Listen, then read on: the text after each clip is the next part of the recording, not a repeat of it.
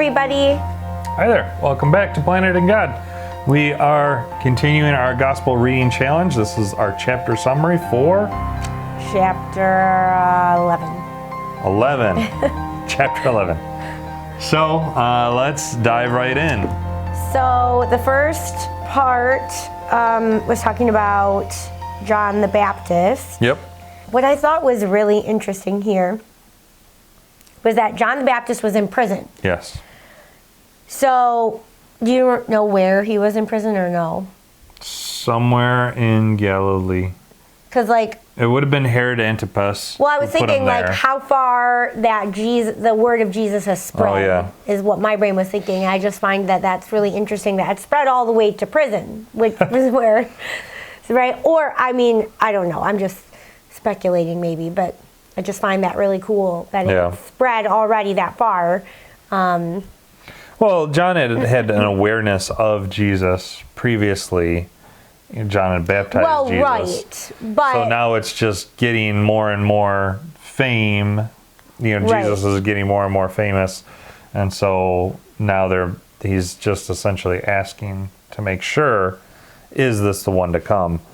And then Jesus responding with all of the prophecy that's being fulfilled in verse 5.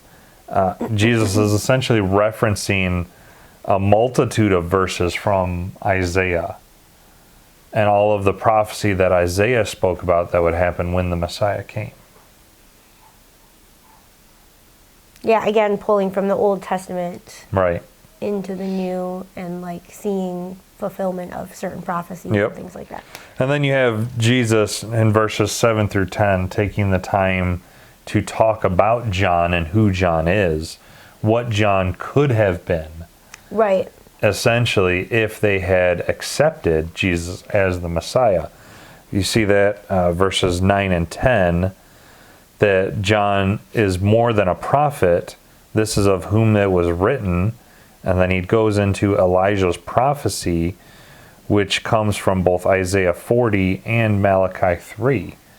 Behold, I send my messenger before your face, who will prepare your way before you. John is preparing the way for the Messianic kingdom.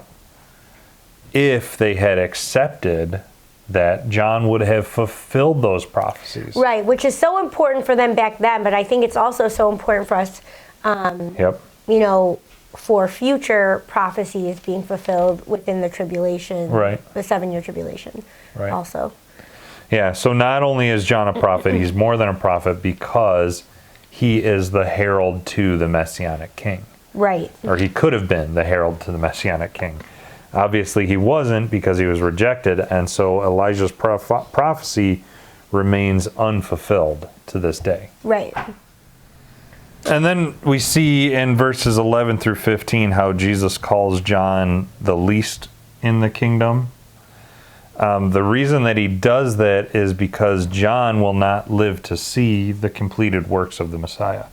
John will unfortunately meet his demise before he sees Jesus die on the cross. Yeah, and just for a minute, I really hate the way he dies.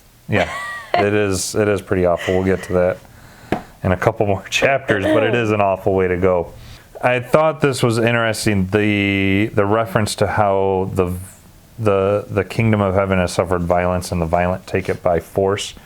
Jesus is referring to the religious leaders of that day being the forceful men that are trying to bring about their version of the kingdom through their oral traditions. I find it interesting too that they had a version of the kingdom that they were trying to bring in, and I think even nowadays that's still occurring. It is, yeah, because they're still looking for Messiah to come, and what they're looking for but it's their version. It's not the correct. Yeah, their version is a Messiah who will authenticate their oral traditions. Right. Not one that's going to authenticate the Mosaic law, which is what Jesus came and did. Yeah. So.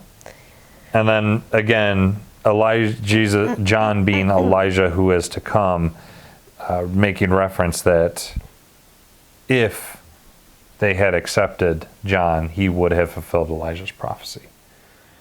And then I broke down verses 16 through 19 as another section referring to how John and Jesus did not come as the Jews expected. They came how God prophesied for them to come, but that wasn't what the Jews were looking for in a Messiah and a herald. They were looking for, again, someone to authenticate their version. So when 16, when it says, but to what shall I liken this generation, it's talking about that specific generation that rejected the Messiah. Yes. Correct? Yes. That, because what did they expect? They expected the Messiah to come and authenticate their oral laws. Right. Not to come and challenge them. They were setting up all these oral traditions, and they wanted Messiah to come and say, you did good.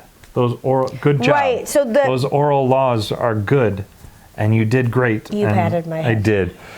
But that's what they were looking for, was someone to pander them.